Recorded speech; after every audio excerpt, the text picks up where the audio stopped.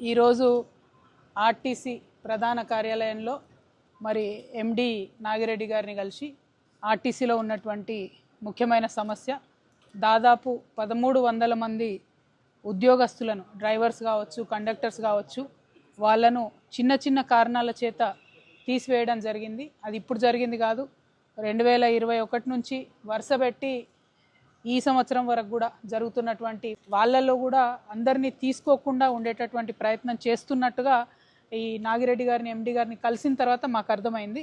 మేము వారిని కోరడం జరిగింది. మొత్తం తీసివేసింది 1300 మందిని, అందులో 491ని తీసుకుంటామని మీరే జీవో ఇచ్చిండ్రు.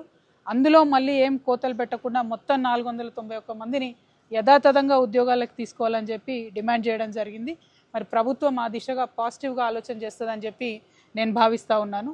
అదేవిధంగా మరి చాలా హైర్ బస్సులు ఉన్నాయి, చాలా కొత్తగా ఎలక్ట్రిక్ బస్సులను ఇస్తున్నారు.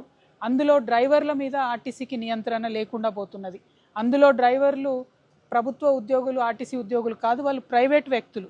వారికి మన ఆర్టీసీలో ఉండి కష్టపడి పనిచేస్తున్నటువంటి డ్రైవర్లకి అందరినీ సరిసమానంగా చూడడం కరెక్ట్ కాదు. 1. 2, మీరు తీసుకునేటటువంటి హైర్ బస్సులైనా ఎలక్ట్రిక్ బస్సులైనా మన ప్రభుత్వ ఉద్యోగులే ఉండాల్సిందే. ఎందుకంటే వీరికి ఉండే శిక్షణ వేరు, వాళ్ళకు ఉండే శిక్షణ వేరు.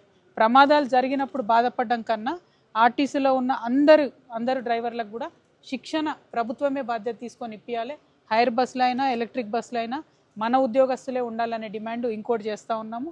అదేవిధంగా చాలా పెండింగ్ డ్యూస్ ఉన్నాయి, చాలా పెండింగ్ బిల్స్ ఉన్నాయి రావాల్సినటువంటిది. వాటన్నిటిని కూడా త్వరితగతిన రిలీజ్ చేయాలి. అన్నిటికన్నా ముఖ్యమైనటువంటి అంశం ఆర్టీసీని ప్రభుత్వంలో విలీనం చేసుకోవడానికి అన్ని రకాల జీవోలు, అన్ని రకాల ఆర్డర్లు సిద్ధంగా ఉన్నప్పటికీ ఆ అంశాన్ని పక్కకు పెట్టింది ఈ కొత్త ప్రభుత్వం. కాబట్టి కాంగ్రెస్ ప్రభుత్వాన్ని నేను డిమాండ్ చేస్తూ ఉన్నా, ఆర్టీసీని ప్రభుత్వంలో విలీనం చేసేటటువంటి ప్రక్రియను మీరు పూర్తి చేయాలి. దాని మీద శ్రద్ధ పెట్టి ఆలోచన చేయాలి.